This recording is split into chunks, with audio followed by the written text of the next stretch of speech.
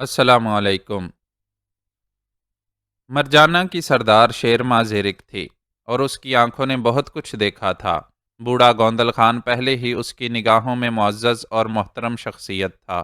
اس کی فطرت میں بہت زیادہ نرمی، محبت اور انکسار تھا، لیکن اس کی کشادہ پیشانی اور روشن آنکھیں اس بات کا اظہار کرتی تھیں کہ وہ صرف ایک نیک انسان نہیں بلکہ ایک جہاں دیدہ شخصیت بھی ہے اور دنیا کے بارے میں بہت کچھ جانتا ہے۔ شیر ماہ کی زندگی بہت عجیب تھی۔ تقریباً 12 سال قبل بیوہ ہو گئی تھی اور اس وقت اس کی عمر بھی بہت کم تھی۔ 4 سال اس نے شوہر کی میت میں گزارے تھے اور اس کے بعد بیوگی کی زندگی اس کا مقدر ہو گئی تھی، لیکن پھر اس نے اس طرح مرجانہ کو سنبھالا کہ دنیا دنگ رہ گئی۔ یوں لگتا تھا جیسے شیر ماہ پیدا ہی مرجانہ کے لیے ہوئی ہو۔ اس نے مرجانہ میں ایسی تبدیلیاں پیدا کیں کہ مرجانہ ترقی کے منازل طے کرتا ہوا نہ جانے کہاں سے کہاں تک پہنچ گیا، اور اس وقت شاید پہاڑوں میں اس سے زیادہ خوشحال اور اس سے زیادہ ترقی یافتہ اور کوئی قبیلہ نہیں تھا۔ شیر ماں بڑی ذہانت اور فراست سے قبیلے کے معاملات چلا رہی تھی اور اس نے کچھ ایسے نئے کاموں کی بنیادیں ڈالی تھیں کہ قبیلہ خوشحال سے خوشحال تر ہوتا چلا گیا تھا۔ شیر ماں نے اپنے باغات چائے کے پودوں کے لیے وقف کر دیے تھے۔ بلا شبہ یہاں پھلوں کے باغات بھی تھے، لیکن بس اس قدر کے مقامی لوگوں کی ضروریات پوری ہو جائیں۔ اجناس کے لیے اس نے اپنی زمینوں کو وقف نہیں کیا تھا اور اعلیٰ قسم کی چائے کے باغات لگا کر چائے کی پیداوار بے پناہ بڑھا لی تھی۔ یہاں کی زمین شاید ان باغات کے لیے موزوں بھی تھی، اور اس کے بعد اس نے چائے کی تجارت شروع کر دی۔ بے شمار جہاز یہاں آتے اور چائے خرید کر جاتے تھے۔ اس کے عوض غیر ملکی اجناس اور ضروریات زندگی کی اشیاء مرجانہ پہنچ جاتی تھیں۔ اس تجارت سے اہل مرجانہ کو بے حد فائدہ حاصل ہوا تھا۔ آبادی بھی بہت بڑی نہیں تھی، لیکن ہر شخص خوشحال تھا۔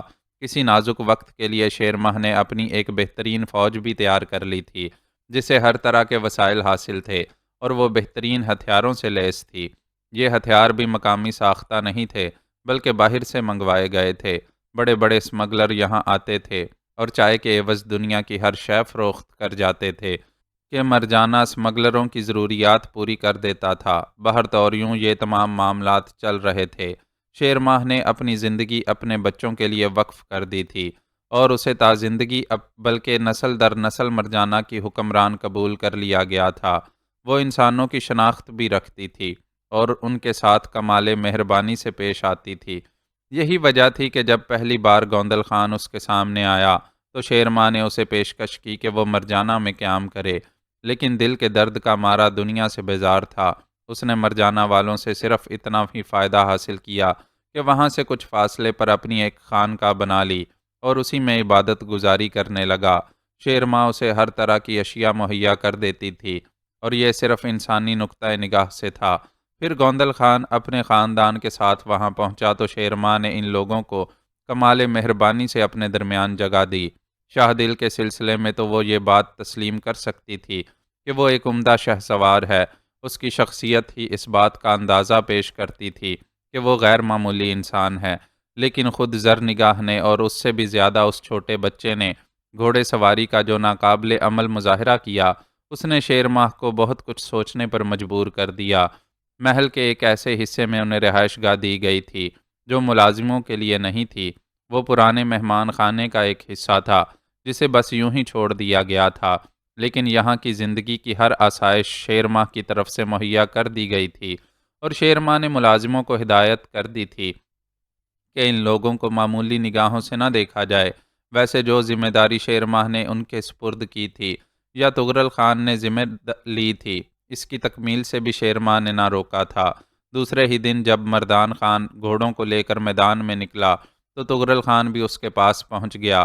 اس نے مردان خان سے کہا، میرے دوست، مجھے یقین ہے کہ تم اس بات کا برا نہیں مانو گے اور مجھے اپنے ساتھ اپنی ذمہ داریوں میں شامل کر لو گے۔ ہاں، اگر تمہاری ذمہ داریوں پر آنچ آئی تو میں بذات خود اپنا یہ مقام چھوڑ دوں گا، میں وعدہ کرتا ہوں۔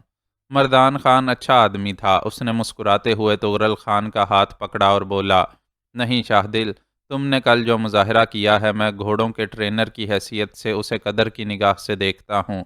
یوں محسوس ہوتا ہے جیسے اس سلسلے میں تم آفاقی معلومات رکھتے ہو اور گھوڑوں کی نفسیات کو اچھی طرح جانتے ہو۔ میرے دوست، میں تمہیں خوش دلی سے اپنے اس کام میں شرکت کی دعوت دیتا ہوں۔ تم بالکل یہ احساس نہ کرنا کہ اس سے مجھے کسی قسم کی تکلیف یا جلن ہوگی۔ اس کے بعد تغرل خان گھوڑوں کی تربیت میں مصروف ہو گیا۔ وہ اپنی حیرت انگیز مہارت کا مظاہرہ کر رہا تھا، اور مردان خان کے منہ سے بے اختیار اس کے لیے داد نکل رہی تھی کہ شہنشاہ بھی ٹہلتا ہوا وہاں پہنچ گیا۔ مردان خان شہنشاہ کے نزدیک پہنچا اور اس نے کہا، ننھے سے بچے، تمہیں دیکھ کر تو میرا دل چاہتا ہے کہ تمہیں اپنی ذات میں شامل کر لوں۔ گھوڑوں کے ساتھ یہ سلوک کرنا تم نے کہاں سے سیکھا؟ شہنشاہ نے سنجیدگی سے نگاہیں اٹھا کر مردان خان کو دیکھا اور پھر آہستہ سے بولا، بہت سی باتیں ایسی ہوتی ہیں جو ہر ایک کو نہیں بتائی جا سکتی۔ مردان خان یہ جواب سن کر حیران رہ گیا تھا۔ کچھ ایسا سنجیدہ لہجہ، کچھ ایسا انداز اختیار کیا تھا شہنشاہ خان نے کہ مردان خان کی آگے کچھ پوچھنے کی ہمت نہیں ہو سکی۔ اس نے ایک لمحے میں یہ محسوس کیا کہ یہ لڑکا عمر سے بہت آگے کی چیز ہے، اور اس کے انداز بھی کچھ ایسے ہی تھے۔ بہرطور اس نے ایک گھوڑا سنبھال لیا اور اس کی پشت پر سوار ہو کر اسے پورے میدان میں چکر دینے لگا۔ ادھر تو یہ لوگ اپنے کاموں میں مصروف تھے، اور ادھر محل کے ایک ایسے جھروکے سے جس کا رخ اسی میدان کی جانب تھا، خان شیرماہ یہاں کا نظارہ کر رہی تھی۔ اس کے چہرے پر عجیب سے تاثرات تھے، اور وہ گہری نگاہوں سے ان سب کو دیکھ رہی تھی۔ تھوڑی دیر کے بعد اس نے بڑے سر والے کو بھی ان کے درمیان دیکھا، جو ان کے ساتھ ہی آیا تھا۔ بڑے سر والے نے ایک گھوڑے کو سنبھال لیا اور اس کی مالش کرنے لگا۔ وہ ہنستے ہوئے کچھ کہتا جا رہا تھا۔ شیرماہ نے ایک گہری سانس لی اور اس بچے پر نگاہیں جما دیں، جسے دیکھ کر یہ یقین نہیں آتا تھا کہ اس کی عمر اتنی مختصر ہے۔ شیرماہ کی نگاہیں ان دونوں پر جمی ہوئی تھیں کہ اس کی گہری دوست اور مشیر خاص سمرانہ اندر داخل ہو گئی۔ قدموں کی چاپ پر شیرماہ نے پلٹ کر دیکھا اور پھر شمرانہ کو دیکھ کر اس کے ہونٹوں پر مسکراہٹ پھیل گئی۔ شمرانہ نے گردن خم کر کے کہا، کیا دیکھ رہی ہو خانم شیرماہ؟ ادھر آؤ اور تم بھی دیکھو، شیرماہ نے کہا، اور شمرانہ اس کے نزدیک جھروکے کے پاس آ کر کھڑی ہو گئی۔ وہ گھوڑوں کو تربیت دینے والوں کو دیکھ رہی تھی۔ پھر اس نے ایک دم کہا، او خانم، اس بچے کو تو دیکھو، یہ گھوڑا تو بہت سرکش گھوڑوں میں شمار ہوتا ہے جس پر وہ سواری کر رہا ہے۔ تمہیں شاید ان لوگوں کے بارے میں کچھ نہیں معلوم۔ کن لوگوں کے بارے میں؟ کل میرے پاس کچھ نئے مہمان آئے ہیں۔ بابا گوندل خان کو تو تم جانتی ہو نا؟ ہاں، وہ بزرگ جنہیں دیکھ کر دل میں ایک عجیب سا جذبہ ابھرتا ہے۔ غالباً ہماری ان سے ملاقات بھی ہو چکی ہے۔ ہاں، میں انہی بابا گوندل خان کی بات کر رہی ہوں جنہیں تم خانقاہ والے بابا کہتی ہو۔ بالکل بالکل، وہ مجھے یاد ہیں۔ بابا گوندل خان بھی یہیں آ گئے ہیں۔ پہلے انہوں نے میری درخواست قبول نہیں کی تھی، لیکن اب وہ اپنے خاندان کے ساتھ یہاں آ گئے ہیں، اور یہ انہی کا خاندان ہے۔ وہ دیکھو اس سفید گھوڑے پر سوار اس شخص کو، آہ کیا عمدہ جوان ہے۔ گھوڑے کی پشت پر یوں لگ رہا ہے جیسے اس کی پشت کا ایک حصہ ہو۔ وہ کون ہے؟ گوندل خان کا داماد۔ کل عجیب واقعہ پیش آیا شمرانہ۔ گوندل خان 3 افراد کو لے کر، بلکہ 4 افراد کو لے کر میرے پاس پہنچے، اور انہوں نے ان کا تعارف کراتے ہوئے کہا کہ ان میں سے ایک ان کی بیٹی زرنگا ہے، دوسرا شاہ دل ان کا داماد، تیسرا یہ بچہ، اور چوتھا وہ شخص جو گھوڑے کی مالش کر رہا ہے۔ یہ چاروں افراد بابا گوندل خان کے اہل خاندان ہیں۔ یہ کہہ کر وہ کل کے واقعات دہرانے لگی۔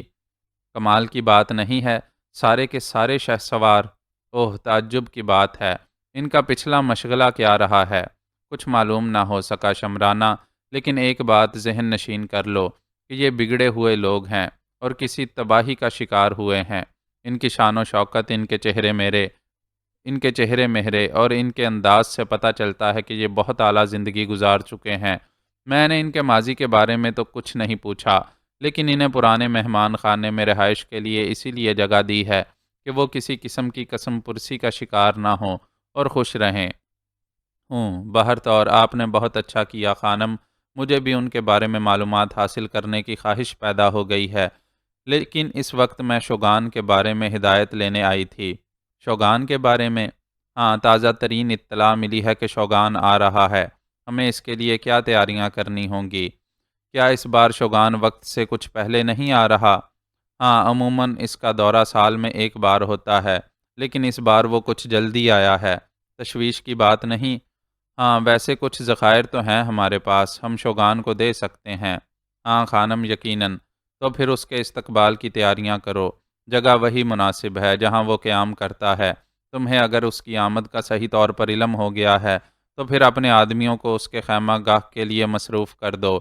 بہرطور وہ ہمارے لیے بہت کارآمد انسان ہے۔ بہتر ہے، اس سلسلے میں کوئی خاص ہدایت تو نہیں؟ نہیں، خانم شیر ماہ نے کہا اور جھروکے سے باہر دیکھنے لگی۔ اس کی نگاہیں طغرل خان کا جائزہ لے رہی تھیں۔ بلا شبہ وہ دیو قامت شخص گھوڑوں پر حاوی تھا اور گھوڑے اب اس سے کترا رہے تھے۔ شیر ماہ نے ایک گہری سانس لی اور واپسی کے لیے مڑ گئی۔ دوسری طرف طغرل خان اپنے کام میں مصروف تھا۔ نہ جانے اس کی ذہنی کیفیت کیا تھی اس وقت، لیکن اپنی رہائش گاہ کے ایک حصے میں کھڑا گوندل خان بھی یہ تمام منظر دیکھ رہا تھا اور اس کے چہرے پر عجیب سے تاثرات تھے۔ یہاں آنے کے بعد اسے کافی حد تک اطمینان ہو گیا تھا اور وہ بغور طغرل خان کا جائزہ لیتا رہا تھا۔ خانقاہ میں بھی اس نے طغرل خان کی فطرت پر نگاہ رکھی تھی۔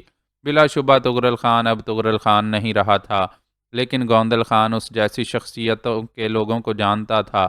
طغرل خان بلا شبہ نیک بننے کی کوششوں میں مصروف تھا، لیکن کوئی لمحہ خطرناک ہو سکتا تھا۔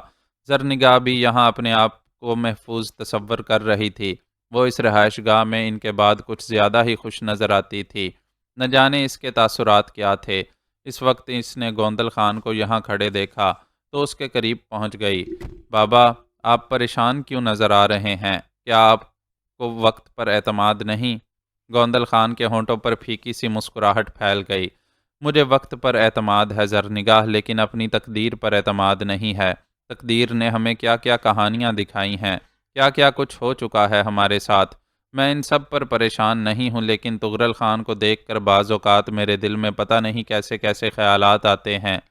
کیا بابا خان؟ زرنگاہ نے پوچھا۔ کیا طغرل خان اپنے اس جہاد کو قائم رکھ سکے گا؟ اس کی فطرت کا ایک طویل عرصہ میری نگاہوں کے سامنے ہے۔ وقت بڑی ظالم چیز ہوتی ہے۔ اس نے طغرل خان کو ایک نئے راستے پر ڈالا ہے، لیکن کیا وہ ان راستوں پر چلتا رہے گا؟ کیا کبھی کوئی احساس اسے ان راستوں سے دور نہیں لے جائے گا؟ کیا کہا جا سکتا ہے بابا خان، لیکن ہم اپنی سوچ کیسے جاری رکھیں گے؟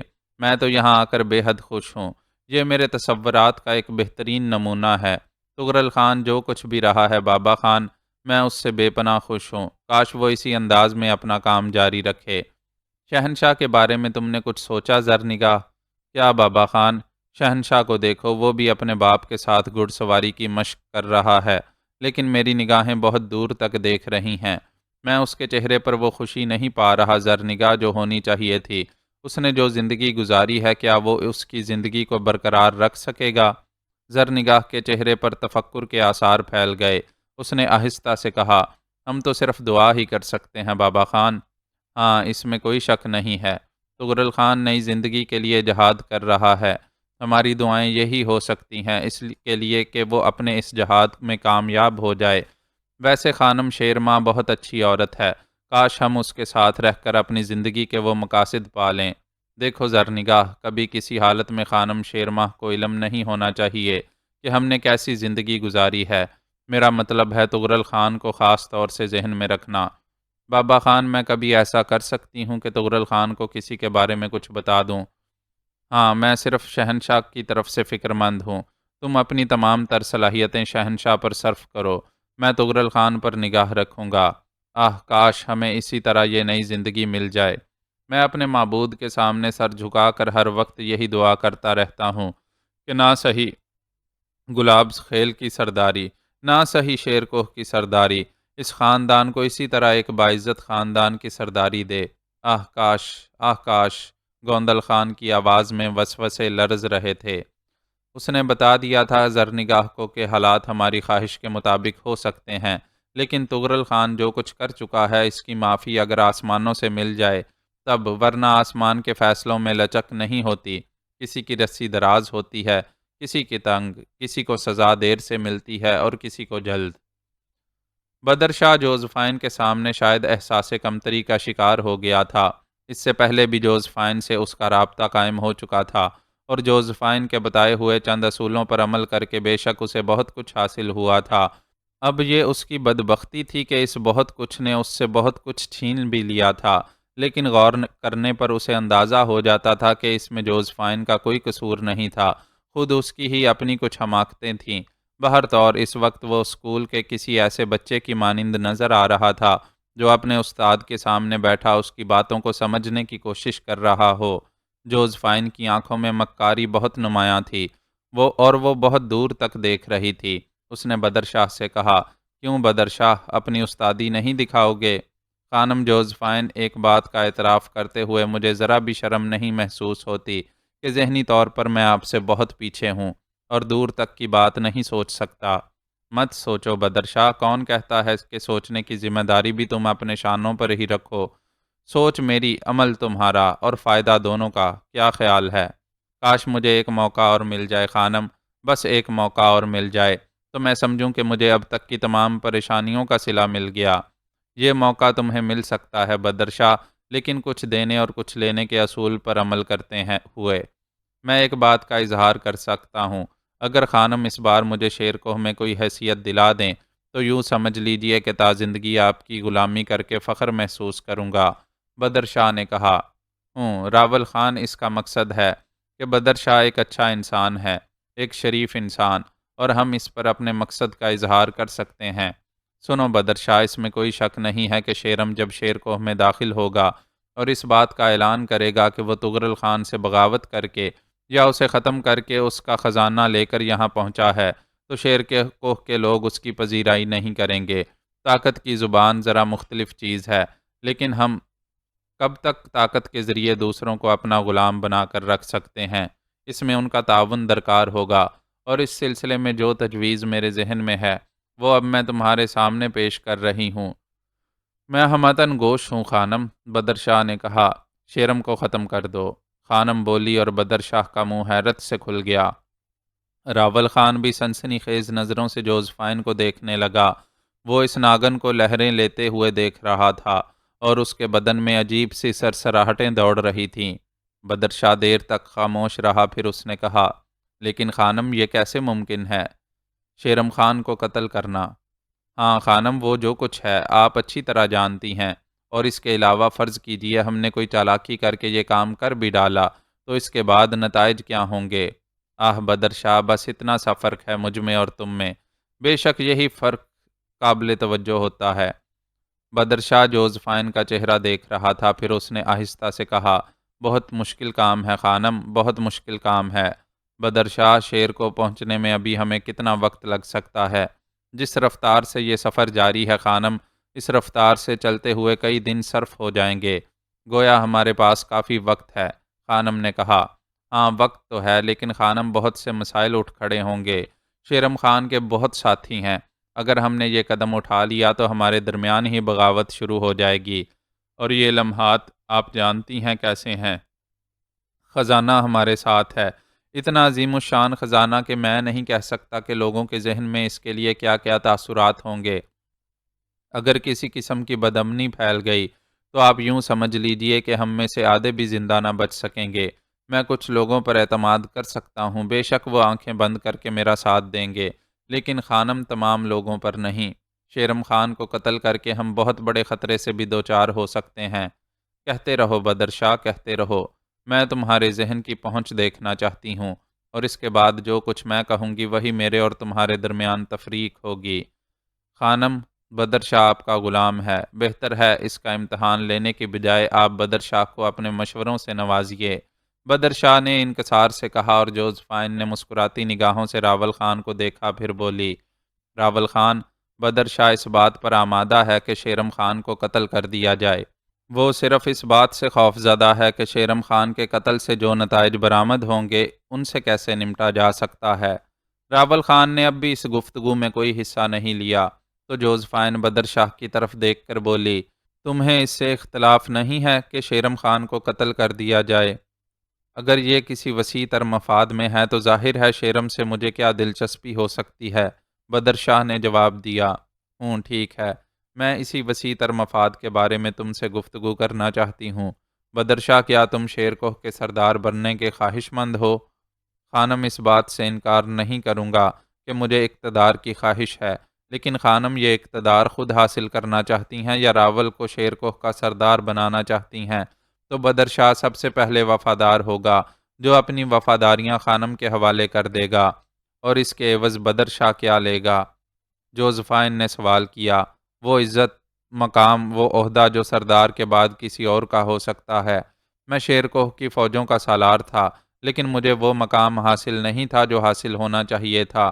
خانم، میں چاہتا ہوں کہ آپ شیر کوہ کی سردار بن جائیں یا خان راول خان شیر کوہ کے سردار بن جائیں، لیکن نئے شیر کوہ کی آبادی کی ذمہ داری میرے شانوں پر ڈالی جائے، گویا میں شیر کوہ کا منتظم اعلیٰ بن جاؤں اور آپ کی خدمت گزاری میں کام کر کے اپنے لیے منصب حاصل کروں گا۔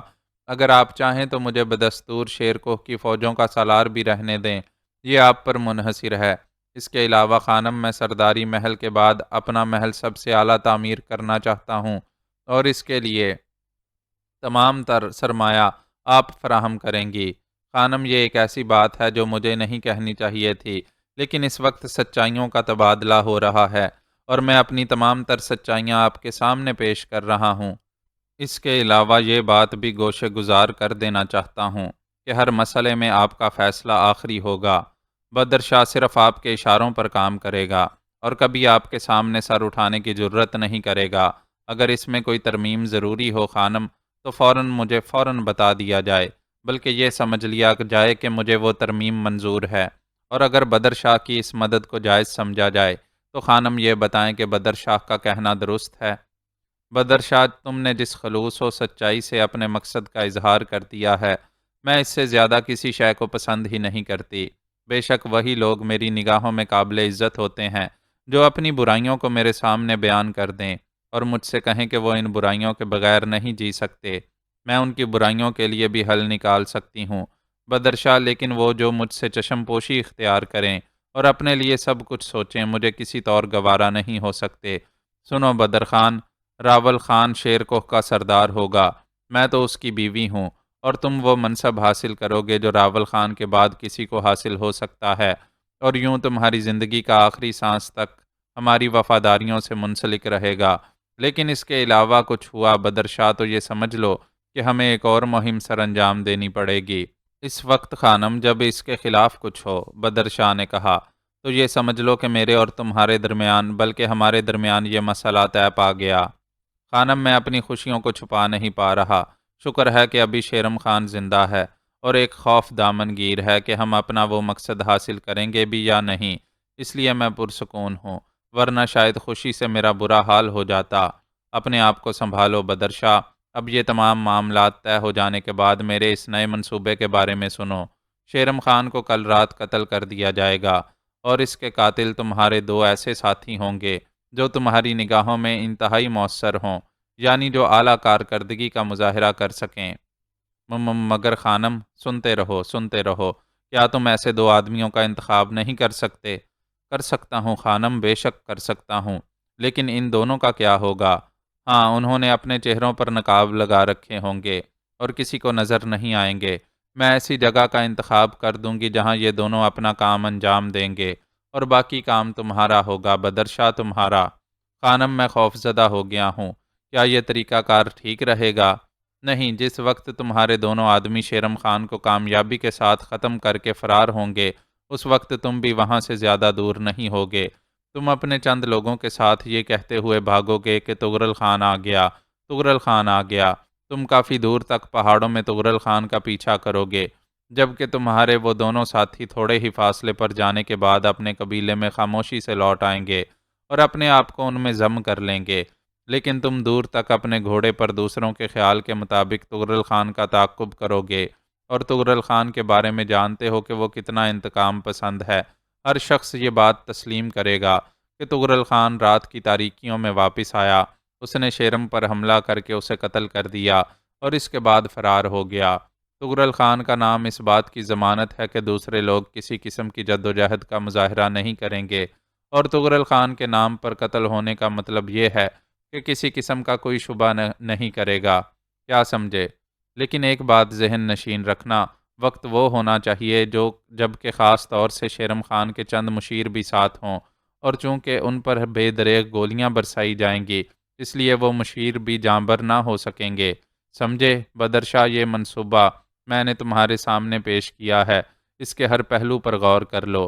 ہاں، یہ ضروری نہیں کہ کل رات ہی کام ہو جائے، ہم اس کے لیے دوسری رات کا انتخاب بھی کر سکتے ہیں، تیسری رات کا انتخاب بھی کر سکتے ہیں، لیکن یہ سب شیر کو پہنچنے سے پہلے ہونا چاہیے، چاہے سفر کی رفتار مزید سست کیوں نہ کرنی پڑے۔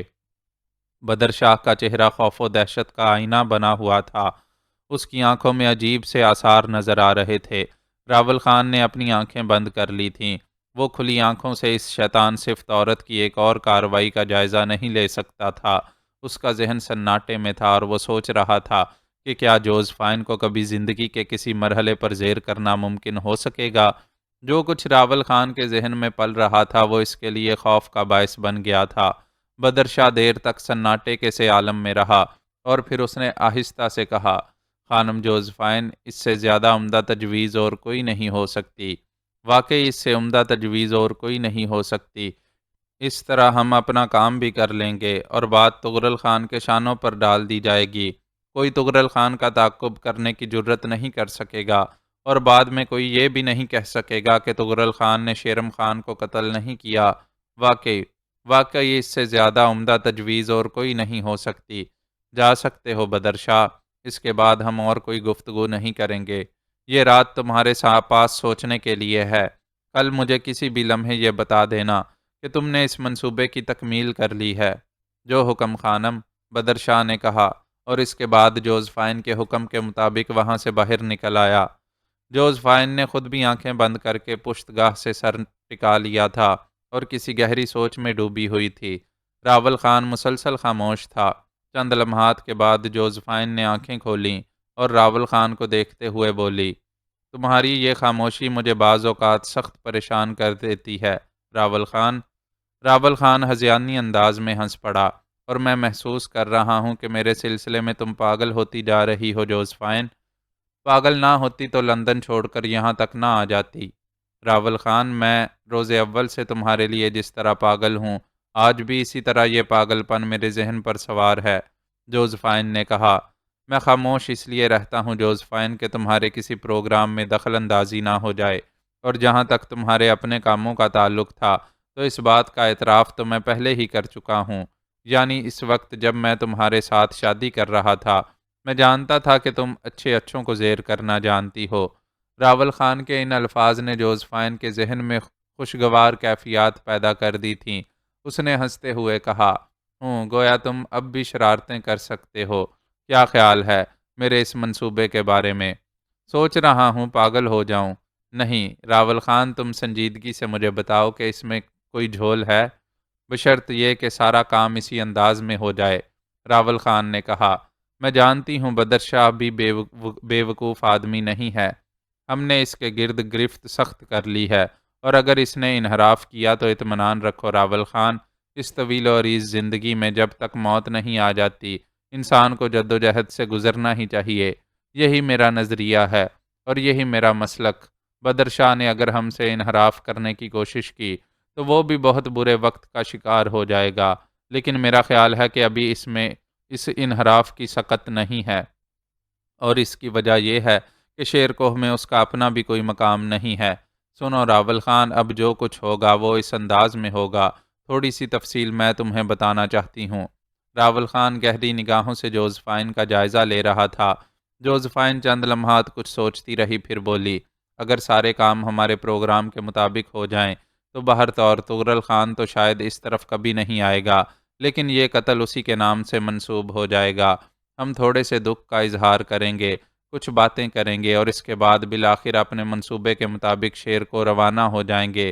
بدر شاہ شیر کوہ میں داخل ہو کر میری ہدایت کے مطابق کچھ ایسے کام کرے گا جس سے ہم شیر کوہ والوں کو مرعوب کر سکیں، اور اس کے بعد شیر کوہ کے محل سے یہ اعلان ہوگا کہ راول خان نے شیر کوہ کے تمام لوگوں کو طلب کیا ہے، اور اس کے بعد راول خان اپنے قدیم دوستوں سے ایک خطاب کریں گے۔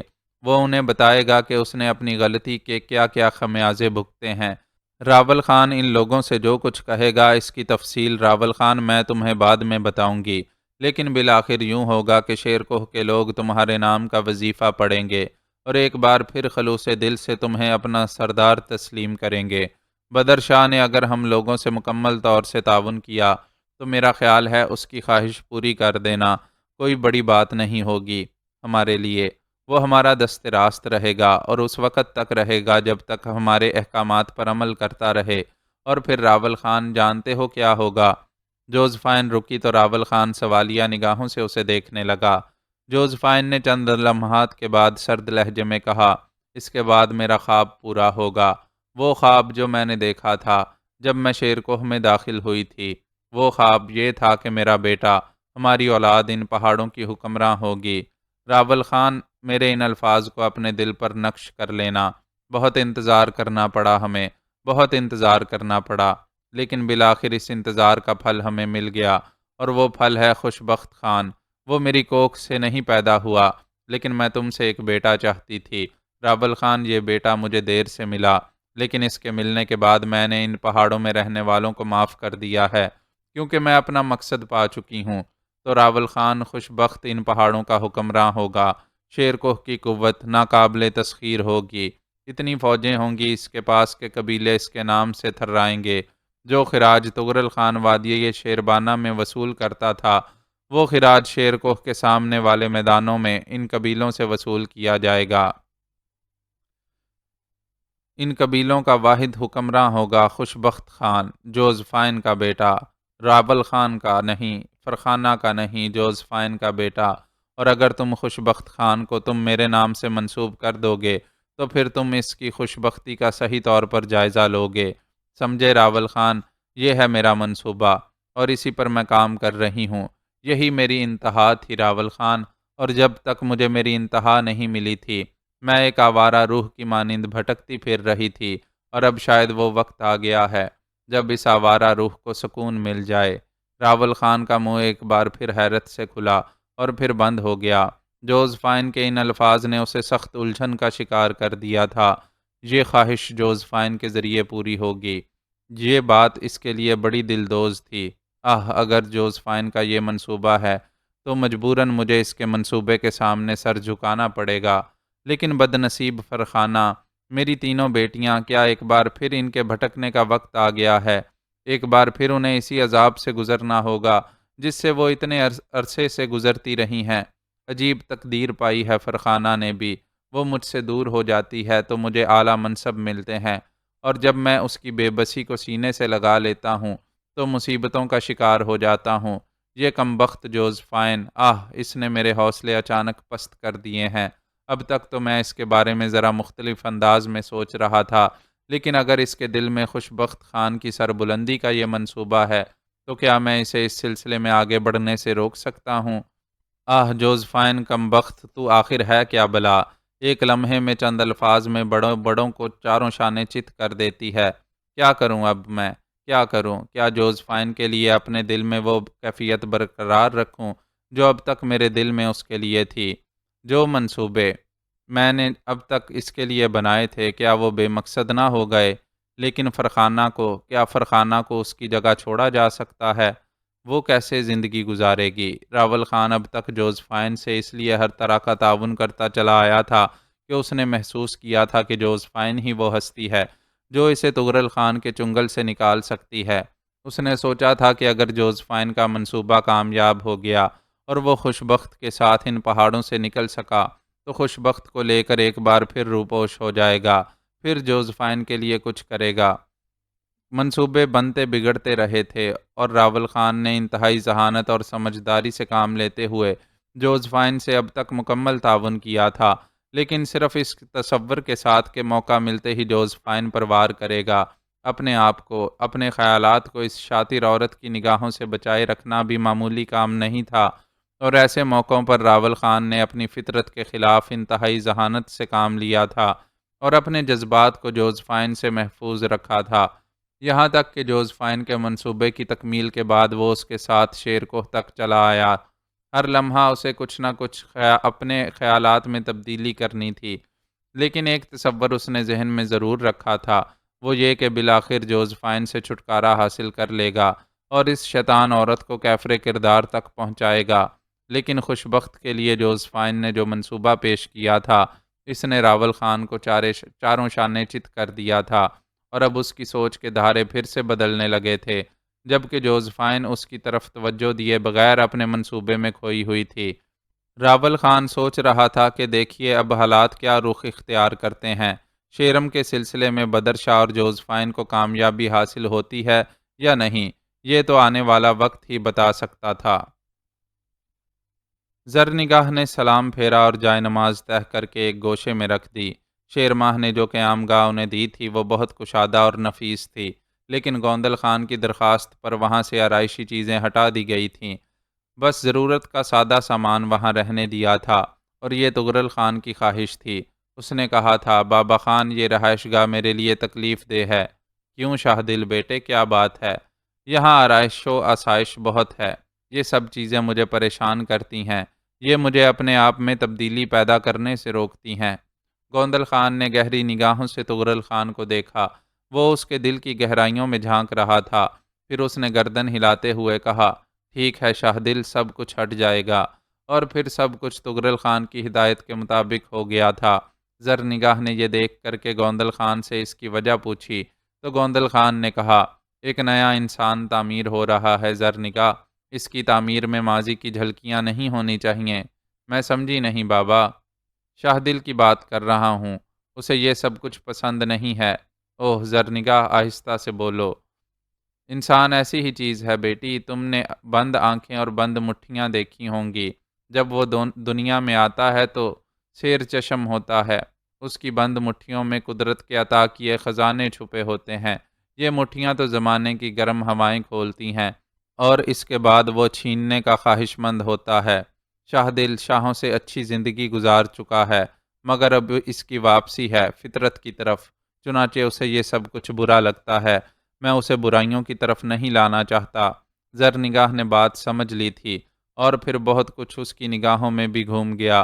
وہ گلاب خیل کی بیٹی تھی، گوندل خان کی اکلوتی تھی، اس نے شہزادیوں کی مانند زندگی گزاری تھی، کوئی شے اس کے آڑے نہیں آئی تھی۔ اور جب گوندل خان نے ایک بار کہا تھا کہ کاش میرا کوئی بیٹا بھی ہوتا، تو وہ چونک پڑی تھی۔ میں تمہارا بیٹا ہوں بابا خان، اور یہ الفاظ اس نے سچ کر دکھائے تھے۔ ان الفاظ کے نتیجے میں خرم شاہ وجود میں آیا تھا، اور خرم شاہ نے ثابت کر دکھایا تھا کہ وہ خرم شاہ ہے۔ یہاں تک کہ جب پہاڑوں میں تغرل خان کا طوفان اٹھا اور سب خوف سے سمٹ گئے تو خرم شاہ ہی تھا جس نے 5 سیاہ گھوڑوں کی پشت پر بیٹھ کر تغرل خان کے راستے روکے تھے اور اس کے چکے چھڑا دیے تھے۔ بس تقدیر تغرل خان کے ساتھ تھی کہ اسے کامیابی حاصل ہوئی اور وہ زرنگاہ کا مالک بن گیا۔ لیکن ایک خدا پرست باپ کی بیٹی ہونے کی حیثیت سے اس نے خدا کے فیصلے قبول کر لیے اور تغرل خان کے سامنے سرنگوں ہو گئی۔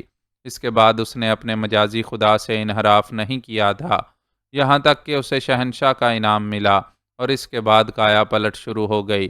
یہ ثابت ہو گیا کہ انسان کے اپنے کیے ہوئے فیصلے غلط ہوتے ہیں، ڈور ہلانے والے ہاتھ اور ہوتے ہیں، اور وہی ہوتا ہے جو آسمانوں میں تحریر ہوتا ہے۔ ہاں، کچھ دعائیں اس کے دل سے ضرور نکلتی تھیں، اچھی اور پرسکون زندگی کی دعائیں۔ تغرل خان نے جس تبدیلی کا اظہار کیا تھا وہ زرنگاہ کے لیے ناقابل یقین تھی۔ اس نے تغرل خان کا ہر رنگ دیکھا تھا، کبھی وہ اسے ایک چالاک اور شاطر انسان کی حیثیت سے نظر آتا، کبھی ایک خونخوار درندے کی شکل میں، کبھی کچھ اور کبھی کچھ، لیکن ان تمام شخصیتوں کا محور ایک ہی جذبہ ہوتا تھا، خون ریزی، خون بہانے کا شوق، وحشت اور درندگی۔ اور وہ یہ بھی جانتی تھی کہ تغرل خان کے خلاف سازش ہوئی ہے، اور تغرل خان اپنی فطرت کی بنا پر ممکن نہیں ہے کہ سازش کرنے والوں کو نظر انداز کر دے۔ وہ یقیناً اپنے ذہن میں کچھ منصوبے بنا رہا ہوگا، لیکن موجودہ صورتحال بڑی تعجب خیز تھی۔ بے شک تغرل خان کے اندر شہنشاہ کے سامنے کچھ تبدیلیاں رونما ہوئی تھیں، لیکن وہ ایک لمحے میں جاگ جاتا تھا، اور بس یہی لگتا تھا جیسے سونے کے بعد آنکھ کھل گئی ہو۔ اس وقت زرنگاہ کو ایک ہی خوف تھا، کہیں اس بار بھی تغرل خان جاگ نہ پڑے، جو زندگی اس نے اپنائی ہے عارضی نہ ہو۔ بہر طور زندگی گزر رہی تھی، شیرماہ نے ان کے لیے ہر طرح کی آسائشیں فراہم کر دی تھیں۔ وہ ان لوگوں سے بہت متاثر ہوئی تھی، اور اس نے گوندل خان سے کہا تھا کہ ایسے لوگوں کو وہ ہمیشہ کے لیے اپنے ساتھ رکھنے پر تیار ہے، اور یہ اچھا نہیں لگتا کہ وہ لوگ مرجانہ کے ملازم کہلائیں۔ لیکن گوندل خان نے کہا تھا کہ پائیدار بنیادیں یہی ہوتی ہیں کہ ہر شخص اپنا مصرف دریافت کر لے۔ مہمان مختلف ہوتے ہیں اور مقیم مختلف۔ بہرطور شیر ماہ نے یہ سب کچھ منظور کر لیا تھا، اور اب صورتحال یہی تھی کہ تغرل خان شیر ماہ کے گھوڑوں کا تربیت کنندہ تھا، اور شیر ماہ نے انہیں اپنے محل میں رہنے کی اجازت دے دی تھی۔ ان پر ہر آسائش کے دروازے کھلے ہوئے تھے، لیکن تغرل خان نے آسائشوں کو ان دروازوں سے باہر نکال دیا تھا اور ایک سادہ سی زندگی بسر کر رہا تھا۔ نہ جانے اس کے ذہن میں کیا تھا، اس کا فیصلہ نہ گوندل خان کر سکتا تھا اور نہ زرنگا۔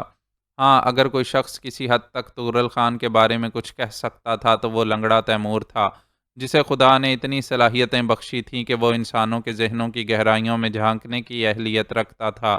زرنگاہ نے اس سے ایک بار پھر سوال کیا تو تیمور نے کہا، ہر برائی وقت کی پیدا کردہ ہوتی ہے خانم زرنگا، اور ہر انسان واپسی کے راستے رکھتا ہے۔ لگتا ہے شاہ دل اب شاہ دل ہی رہے گا اور وہ شخص واپس نہیں آئے گا، اس کے وجود میں جو بہت خوفناک تھا۔ آہ تیمور، اگر ایسا ہو جائے تو میں سمجھوں گی کہ میری نیکی خدا کے حضور مقبول ہو گئی۔ ویسے تم خان پر نگاہ رکھا کرو، اور کوئی ایسی بات ہو تو مجھے پہلے سے بتا دینا۔ کیا تم اس کا وعدہ کرتے ہو؟ نمک خار تو میں شاہ دل کا ہوں، لیکن خانم زرنگا اطمینان رکھو، وہ اگر برائیوں کے راستے پر لوٹا تو میں اسے روک تو نہیں سکتا، لیکن تمہیں اطلاع ضرور دے دوں گا۔ اور زرنگا خاموش ہو گئی۔ اس سے زیادہ بھی کیا جا سکتا تھا۔ بہرطور دن گزرتے گئے۔ تغرل خان کی شخصیت کا کوئی پہلو سامنے نہیں آیا تھا جو باعث تشویش ہوتا۔ وہ خاموشی سے اپنے کاموں میں مصروف تھا۔ گوندل خان یاد الہی میں مصروف رہتا تھا۔ سب کچھ لٹانے کے بعد اسے یہ پرسکون گوشہ ملا تھا، تو اس نے اپنے معبود کے سامنے سر جھکا دیا تھا جس نے اسے اتنی بڑی نعمت سے نوازا تھا۔ زرنگاہ گھریلو امور میں دلچسپی لینے لگی تھی۔ ان سارے کرداروں کے ساتھ ساتھ بس ایک کردار ایسا تھا جس کی شخصیت ابھی کسی خول میں بند تھی، اور یہ تھا شہنشاہ۔ جسمانی طور پر انتہائی مضبوط اور توانا ہونے کے ساتھ ساتھ وہ بے حد خوبصورت نوجوان تھا۔ اس کے چہرے پر ہمیشہ ایک سنجیدگی طاری رہتی تھی۔ کبھی وہ بچوں کے سے انداز میں کھلکھلا کر نہیں ہنسا تھا، بہت ہی کم گفتگو کرتا، اور چہرے پر ہمیشہ ایک اداسی سی چھائی رہتی۔ یوں لگتا تھا جیسے وہ اپنے ماحول سے خوش نہ ہو، بس کبھی کبھی گھوڑے کی سواری میں مصروف نظر آتا، اور اگر کسی کی نگاہ پڑ جاتی تو وہ یہ ناقابل یقین منظر دیکھ کر حیران رہ جاتا کہ گھوڑے اس کے اشاروں پر قدم اٹھاتے تھے۔ یوں شہنشاہ کی زندگی بھی عجیب تھی، اور شاید صحیح معنوں میں ماں باپ بھی یہ نہیں کہہ سکتے تھے کہ اس کے دل کی گہرائیوں میں کیا ہے۔ عجیب و غریب کرداروں پر مشتمل یہ گھرانہ بہرطور مرجانہ میں زندگی گزار رہا تھا کہ تغرل کو ایک انوکھا واقعہ پیش آیا۔ مرجانہ اب اس کے لیے اجنبی نہیں رہا تھا، اور وہ اکثر اس کے اطراف کی سیر کر چکا تھا۔ دل کے گوشوں میں کبھی کبھی جوار بھاٹے اٹھتے تھے اور نہ جانے کیا کیا احساسات پیدا ہو جاتے تھے، لیکن ایسے لمحات کے لیے تغرل خان نے خود کو تیار کر لیا تھا۔ وہ اپنا ہر ارادہ ختم کر دینا چاہتا تھا۔ اس کے دل میں نہ جانے کیا تبدیلی پیدا ہو گئی تھی کہ اس نے اپنے آپ کو بدلنے کا فیصلہ کر لیا تھا۔ مرجانہ کے نواح میں وہ خانم شیر ماہ کے گھوڑوں کو لے کر نکل جاتا تھا اور بہت دور دور تک سیر کر کے واپس آتا تھا۔ ہتھیار کو اس نے ہمیشہ کے لیے خود سے دور کر دیا تھا، اور اب اس کے پاس کوئی ہتھیار نہیں ہوتا تھا۔ وہ ہتھیاروں سے بھی چڑھنے لگا تھا۔ بہرطور یہ لوگ شیر ماہ کے پسندیدہ لوگوں میں شمار ہوتے تھے۔ اس وقت بھی خانم شیر ماہ کا ایک انتہائی شاندار گھوڑا تغرل خان کے پاس تھا، اور وہ سرپٹ دوڑا چلا جا رہا تھا۔ اطراف میں اونچے نیچے پہاڑوں کے ٹیلے بکھرے ہوئے تھے۔ بعض جگہ یہ پہاڑ ایک انوکھی شکل اختیار کر گئے تھے، اور ان کا سلسلہ دور تک چلا گیا تھا۔ تغرل خان کو یہ علاقہ نہ جانے کیوں پسند تھا۔ اس میں ایک وحشت خیزی جھلکتی تھی، اور شاید یہ وحشت خیزی تغرل خان کی فطرت سے ہم آہنگ تھی۔ اس کے علاوہ جو درہ ان چٹانوں یا دیواروں کے نزدیک سے گزرتا تھا وہ بڑا ہموار اور سپاٹ تھا، اور گھوڑے کو صحیح طور پر دوڑانے کا لطف آتا تھا۔ چنانچہ تغرل خان اکثر ادھر نکل آتا تھا۔ اس وقت بھی وہ ایک پتلی سی پہاڑی دیوار کے پاس سے گزر رہا تھا کہ اچانک اس کے کانوں میں ایک نسوانی چیخ ابھری اور اس کے گھوڑے نے ٹھوکر کھائی۔ تغرل خان نے اچانک گھوڑے کو روکنے کی کوشش کی تھی۔ بہرطور گھوڑا سنبھل کر رک گیا، اور تغرل خان سمت کا جائزہ لینے لگا۔ یقینی طور پر یہ کوئی نسوانی آواز تھی۔ وہ آواز ایک بار پھر سنائی دی، اور تغرل خان کو سمت کا اندازہ ہو گیا۔ اس دیوار کے دوسری جانب سے یہ آواز آئی تھی، لیکن پہاڑی سلسلے کے دوسری طرف پہنچنے کے لیے اسے ایک لمبا چکر کاٹنا پڑتا۔ اس کا درمیانی کٹاؤ بہت فاصلے پر تھا۔ تغرل خان نے گھوڑا واپس موڑ دیا۔ اب یہ تو ممکن نہیں تھا کہ اس آواز کو سننے کے بعد وہ اسے نظر انداز کر کے آگے بڑھ جاتا۔ چنانچہ گھوڑا برق رفتاری سے اس رخنے کی جانب جانے لگا جس سے گزر کر دوسری جانب پہنچا جا سکتا تھا، اور پھر تغرل خان نے گھوڑا رخنے کی دوسری جانب ڈال دیا اور واپس اسی سمت آنے لگا۔ ٹاپوں کی گونج زوردار تھی، لیکن ان زوردار آوازوں میں دفعتاً گولیوں کی آوازوں کا اضافہ ہو گیا۔ گولیاں زمین سے ٹکرا کر پتھریلی کرچیاں بکھیر رہی تھیں۔ تغرل خان نے ایک لمحے کے لیے گھوڑے کو سنبھالا اور اس کے بعد اس نے اس انداز میں گھوڑا دوڑانا شروع کر دیا کہ اس کا صحیح نشانہ نہیں لیا جا سکتا تھا۔ ویسے اسے یہ اندازہ ہو گیا تھا کہ اس طرف کوئی نہ کوئی گڑبڑ ضرور ہو رہی ہے۔ گولیاں برسانے والوں کی تعداد کے بارے میں بھی اسے یہ علم ہو گیا کہ وہ ایک سے زیادہ ہیں۔ بالآخر وہ اس جگہ پہنچ گیا جہاں اس نے 5 افراد کو دیکھا۔ ان پانچوں کے گھوڑے چٹانوں میں ادھر ادھر کھڑے ہوئے تھے اور پانچوں کے ہاتھوں میں پستول نظر آ رہے تھے۔ وہ خونخوار نگاہوں سے تغرل خان کو دیکھ رہے تھے، لیکن تغرل خان کی نگاہیں اس کو تلاش کر رہی تھیں، جس کی چیخیں اس کی سماعت سے ٹکرائی تھیں، اور پھر وہ بھی اسے نظر آ گئی۔ چونکہ وہ زمین پر تھی اس لیے تغرل خان اسے پہلے نہیں دیکھ سکا تھا۔ وہ پانچوں گردنیں اٹھا اٹھا کر تغرل کے عقب میں دیکھ رہے تھے، غالباً یہ اندازہ لگانا چاہتے تھے کہ اس شخص کے علاوہ بھی اور کوئی ہے یا نہیں، اور جب انہیں اندازہ ہو گیا کہ آنے والا ایک ہی آدمی ہے تو ان کے ہونٹوں پر مسکراہٹ پھیل گئی اور انہوں نے اپنے اپنے پستول ہولسٹروں میں لگا لیے۔ شکل و صورت سے وہ لوگ انتہائی کمینہ فطرت نظر آ رہے تھے۔ ان کے چہروں پر خباثت بکھری ہوئی تھی اور آنکھوں میں شیطانیت کی چمک تھی۔ پانچوں کے پانچوں تنومند تھے اور اچھے خاصے لباسوں میں تھے۔ تغرل خان کو تنہا دیکھ کر ان کے ہونٹوں کی مسکراہٹ گہری ہوتی چلی گئی۔ غالباً وہ یہ سوچ رہے تھے کہ یہ شکار خود بخود موت کے قریب پہنچا ہے، لیکن تغرل خان کی نگاہیں اب ان پر نہیں تھیں، بلکہ وہ زمین پر بندھی ہوئی اس لڑکی کو دیکھ رہا تھا جس کا لباس تار تار کر دیا گیا تھا اور وہ تقریباً نیم برہنہ حالت میں تھی۔ ان چاروں نے زمین پر 4 کھونٹے گاڑ دیے تھے۔ غالباً چٹانوں کے رخنوں میں لکڑی کے ان کھونٹوں کو باندھ کر ان میں رسیاں باندھ دی گئی تھیں، اور اب یہ رسیاں لڑکی کے دونوں ہاتھوں اور دونوں پیروں میں بندھی ہوئی تھیں۔ انہیں ایک دوسرے سے جدا کر کے انتہائی عجیب انداز میں کس دیا گیا تھا۔ لڑکی زمین پر کسمسا رہی تھی۔ تغرل خان اس کی شکل تو نہ دیکھ سکا، لیکن اس کے بدن سے اسے یہ اندازہ ہو گیا کہ لڑکی نوجوان ہے۔ تغرل خان اپنے گھوڑے پر کھڑا خاموشی سے انہیں دیکھتا رہا۔ وہ پانچوں بھی اسے دیکھ رہے تھے۔ پھر ان میں سے ایک نے ہنستے ہوئے کہا، او جوان، او جیالے، کیوں اپنی زندگی سے اکتا گیا ہے؟ تجھے اس طرف نہیں آنا چاہیے تھا، اور اگر آ ہی گیا ہے تو بہتر ہے کہ واپس چلا جا۔ شاید تو ہمیں نہیں جانتا، کیا تو اس کی مدد کرنے کے لیے آیا ہے؟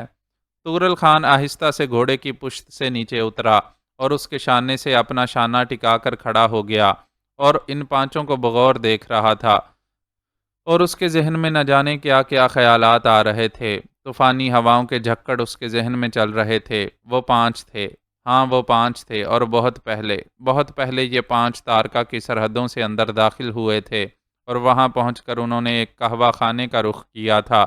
پھر اس قہوہ خانے سے لڑکیوں کو اغوا کیا گیا تھا، اور یہ لڑکیاں پہاڑوں میں پہنچا دی گئی تھیں، اور اس کے بعد وحشت اور بربریت کا ایک کھیل شروع ہوا تھا۔ یہ تغرل خان کی زندگی کا آغاز تھا، اور اس کے ساتھ اس کے چاروں ساتھی موجود تھے۔ وحشت و بربریت اور درندگی ہر سو محو رقص تھی۔ پہاڑوں میں لڑکیوں کی کربناک چیخیں بلند ہو رہی تھیں۔ تغرل خان کا وحشت کا کھیل جاری تھا، اور اس کے بعد یہ کھیل اور آگے بڑھا۔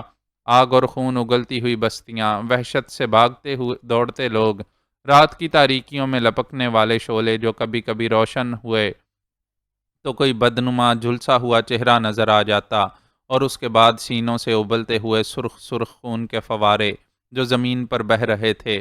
چیخوں اور وحشت خیز آوازوں کا یہ لامتناہی سلسلہ نہ جانے کب تک جاری رہا، اور سفر کی منزلیں طے ہوتی رہیں۔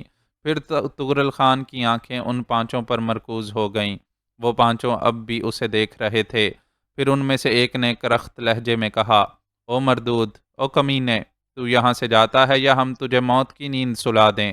تغرل خان نے گردن گھما کر زمین پر بندھی ہوئی لڑکی کی طرف دیکھا۔ وہ رحم طلب نگاہوں سے طغرل خان کو دیکھ رہی تھی۔ ان نگاہوں میں مدد کی التجا تھی۔ طغرل خان کے خشک ہونٹوں پر خشکی بڑھتی جا رہی تھی۔ پھر اس نے بھاری لہجے میں کہا، سنو اے بیوقوف لوگو، سنو، یہ سب کچھ ناپائیدار ہے۔ یہ سب کچھ اپنے آپ کو بھٹکا دینے کا ایک ذریعہ ہے۔ کچھ نہیں حاصل ہوگا اس سے، کچھ نہیں حاصل ہوگا۔ زندگی راستوں کا تعین کرتی ہے اور تم جگہ جگہ ناکامیوں اور بے بسی کا شکار ہو جاؤ گے۔ تم کچھ بھی کر لو، کچھ بھی کر لو، لیکن انتہا اچھی نہیں ہوتی۔ جاؤ، یہ سب چھوڑ کر یہاں سے چلے جاؤ۔ تم اس بدنما کھیل سے اکتا جاؤ گے۔ تم بے سکون رہو گے اور شاید اپنی بے سکونی کو تلاش کرنے کے لیے ایسے ہی کھیل کھیلتے رہو گے۔ پھر تم ایک دوسرے سے نفرت کرو گے اور اس کے بعد تم میں سے کچھ ختم ہو جائیں گے، کچھ بچ جائیں گے۔ جاؤ یہاں سے، واپس چلے جاؤ۔ یہ ابتدا ہے۔ اگر تم نے ابتدا میں خود کو سنبھال لیا تو بے سکونی تم تک نہیں پہنچ سکے گی۔ چلے جاؤ، یہاں سے چلے جاؤ۔ او مبلغ، او نصیحت کرنے والے، بہت صبر کر لیا ہم نے۔ چلو اس مبلغ کو پکڑو اور اسے بھی زمین پر اس لڑکی کے برابر باندھ دو۔ یہ ایسے نہیں مانے گا۔ زمین پر باندھنے کے بعد اس کی پنڈلیاں اور اس کے ہاتھوں کی کلائیاں توڑ دو اور پھر اسے یہیں چھوڑ دو۔ اس نے ہماری عیش گاہ میں مداخلت کی ہے۔ میری بات مان لو، دیکھو میری بات مان لو، دیکھو مان جاؤ میری بات۔ میں نہیں جانتا کہ مجھے اس وقت کیا کرنا چاہیے۔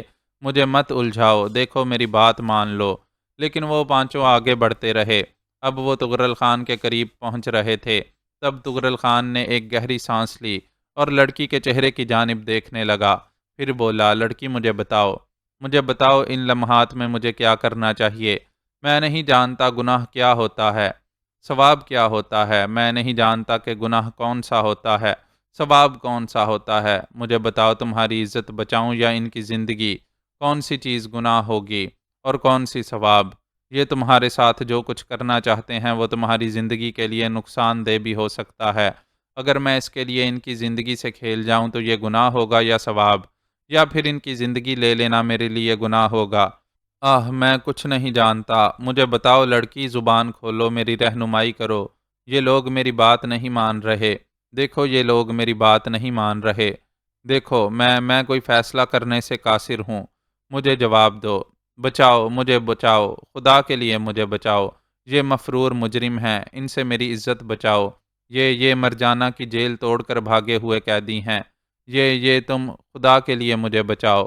لڑکی کرب زدہ انداز میں بولی اور طغرل خان گہری گہری سانسیں لینے لگا۔ وہ پانچوں اس کے قریب پہنچ گئے تھے۔ تو تم نے اسے بچانے کا فیصلہ کر لیا، ان میں سے ایک نے پھنکارتے ہوئے کہا، اور ان میں سے ایک کا گھونسا طغرل خان کے جبڑے پر پڑا۔ وہ ایک زوردار گھونسا تھا، لیکن اس کا نتیجہ کچھ بھی نہ نکلا۔ طغرل خان کے چہرے میں جنبش تک نہیں ہوئی تھی اور وہ شخص اپنا ہاتھ پکڑ کر ایک قدم پیچھے ہٹ گیا۔ پھر دوسرے آدمی نے طغرل خان کے پیٹ پر لات ماری۔ طغرل خان آہستہ سے جھکا اور پھر سیدھا کھڑا ہو گیا۔ اس کے بعد تو وہ پانچوں اس پر ٹوٹ پڑے تھے۔ وہ اس پر مکے لاتوں اور گھونسوں کی بارش کر رہے تھے اور لڑکی کی وحشت اور دہشت ایک لمحے کے لیے حیرانی میں تبدیل ہو گئی تھی، کیونکہ جس شخص پر وہ لاتیں اور گھونسے برسا رہے تھے وہ چٹان کی مانند جمع ہوا کھڑا تھا اور اس کے بدن میں لرزش تک پیدا نہیں ہو رہی تھی۔ رفتہ رفتہ اس نے آنکھیں بند کر لیں اور اس کے ہونٹوں سے بڑبڑاہٹیں نکلنے لگیں۔ کوئی مجھے نہیں بتاتا، بابا گوندل خان، جواب دو، اس وقت مجھے کیا کرنا چاہیے؟ تمہاری نیکیاں کیا کہتی ہیں؟ دیکھو یہ مجھے اشتعال دلا رہے ہیں۔ میں کچھ نہیں کرنا چاہتا، میں کچھ نہیں کرنا چاہتا بابا گوندل خان۔ میں تمہاری نصیحتوں پر عمل کرنا چاہتا ہوں، لیکن یہ لمحات میرے لیے فیصلہ کن نہیں ہیں۔ اس نے دونوں ہاتھ سینے پر باندھ لیے۔ یوں لگتا تھا جیسے وہ ان کی خوش فعلیوں سے ذرا بھی متاثر نہ ہو، جبکہ وہ لوگ انتہائی وحشت زدہ ہو گئے تھے اور یوں یہ محسوس کر کے کہ ان کی تمام تر کوششیں طغرل خان پر بے اثر ہو رہی ہیں، ان کا غصہ بڑھتا جا رہا تھا۔ طغرل خان اپنے طور پر کوئی فیصلہ نہیں کر پا رہا تھا۔ اس کی بند آنکھیں نہ جانے کیا سوچ رہی تھیں اور اس کے ہونٹ نہ جانے کیا بڑبڑا رہے تھے، اور پھر اس کی آنکھیں کھلیں تو وہ پانچوں دہشت زدہ ہو کر پیچھے ہٹ گئے۔ ان آنکھوں میں خوف ہی نہیں تھا بلکہ ایک عجیب روشنی تھی، ایک ایسی چمک جو ناقابل یقین کہی جا سکتی ہے۔ اس چمک پر نگاہیں جمانا ممکن نہیں تھا اور یہ چمک ایک خوف کا احساس دلاتی تھی اور اس کے بعد دفتن تغرل خان کے حلق سے ایک دھاڑ نکلی اور اس نے دونوں ہاتھ پھیلا دیے، درختوں کی شاخوں کی مانند موٹے موٹے مضبوط ہاتھ، جنہوں نے دو انسانوں کی گردن پکڑ لی، اور پھر وہ دونوں اس تیزی سے ایک دوسرے سے ٹکرائے کہ ان کے سر پاش پاش ہو گئے، ان کے بھیجے پھٹ کر ناک کے راستے بہہ نکلے تھے۔ تغرل خان کی اس وحشت اور بربریت کو دیکھ کر باقی تینوں افراد پر ایک لرزہ طاری ہو گیا۔ پھر ان میں سے ایک نے پستول نکال لیا، لیکن تغرل کا داہنا پاؤں اس کے پستول پر پڑا اور پستول فضا میں اچھل کر دور جا پڑا۔ اس کے ساتھ ہی تغرل خان نے اسے اٹھایا اور گھما کر دوسروں پر دے مارا، اور پھر اس نے باقی دوسروں کو بھی زمین سے اٹھایا اور انہیں دونوں ہاتھوں سے پکڑ کر گھمانے لگا۔ اس کے بعد اس نے ان میں سے ایک کو چٹان پر دے مارا اور دوسرے کی گردن کی ہڈی توڑ دی۔ 5 مسلح افراد کو 5 منٹ سے بھی کم وقت میں قتل کر دینا ایک ناقابل یقین کارنامہ تھا۔ زمین پر بندھی ہوئی لڑکی پاگلوں کی طرح اس شخص کو دیکھ رہی تھی، جو انسان معلوم ہی نہیں ہوتا تھا۔ لگتا تھا کسی آسمانی مخلوق سے اس کا تعلق ہو، جو زیر ہونا نہ جانتی ہو۔ بہرطور ان 5 کو ہلاک کرنے کے بعد تغرل خان نے حقارت امیز نگاہوں سے انہیں دیکھا اور پھر ان کے گھوڑوں کی طرف، پھر اس کے ہونٹوں سے آہستہ سے نکلا، 5 گھوڑے، 5 گھوڑے، ہر شخص 5 گھوڑوں کا اہل نہیں ہوتا۔ لڑکی کی سمجھ میں اس کے الفاظ نہیں آ سکے تھے۔ اس نے آہستہ سے کہا، تمہارا شکریہ، تمہارا بےحد شکریہ شاہ دل خان، میں تمہارا یہ احسان کبھی نہیں بھولوں گی۔ تغرل خان اس کے مخاطب کرنے پر بھی نہیں چونکا تھا، حالانکہ اسے حیرت ہونی چاہیے تھی کہ لڑکی نے اس کا نام کیسے لیا۔ پھر وہ بولی، میں تقریباً بے لباس ہو گئی ہوں، مجھے کھولنے سے پہلے مجھ پر کوئی کپڑا ڈال دو۔ تب تغرل خان چونکا اور اس نے اپنے شانوں سے چادر اتار کر لڑکی کے بدن پر ڈال دی، پھر اس کے ہاتھ کھول دیے۔ دونوں ہاتھ آزاد ہوئے تو لڑکی اپنی کلائیاں مسلنے لگی۔ تب تغرل خان نے سرد لہجے میں کہا، اور اب اپنے ہاتھوں سے اپنے پیر کھول لو، میں تمہارے لیے ایک گھوڑے کا انتظام کرتا ہوں۔ لڑکی نے پہلے اپنے بدن کو اس کی چادر سے لپیٹا اور اس کے بعد اپنے پاؤں کھولنے لگی۔ اس کی نگاہیں ادھر ادھر بھٹک رہی تھیں۔ پھر اس نے آہستہ سے کہا، میں ان لوگوں میں سے ایک کا لباس لے لیتی ہوں۔ تغرل خان نے کوئی جواب نہیں دیا۔ اس نے لڑکی کی جانب رخ نہیں کیا تھا، بلکہ آگے بڑھ کر ایک گھوڑے کی لگام سنبھال لی تھی۔ پھر وہ آہستہ آہستہ گھوڑے کو لیے ہوئے اس کے قریب پہنچ گیا۔ لڑکی نے اس دوران ان میں سے ایک شخص کا لباس اپنے بدن پر ڈال کر خود کو ڈھک لیا تھا۔ وہ لڑکی نہیں تھی، بلکہ ایک اچھی خاصی عورت تھی، جس کی عمر 28 اور 30 سال سے کم نہیں ہوگی۔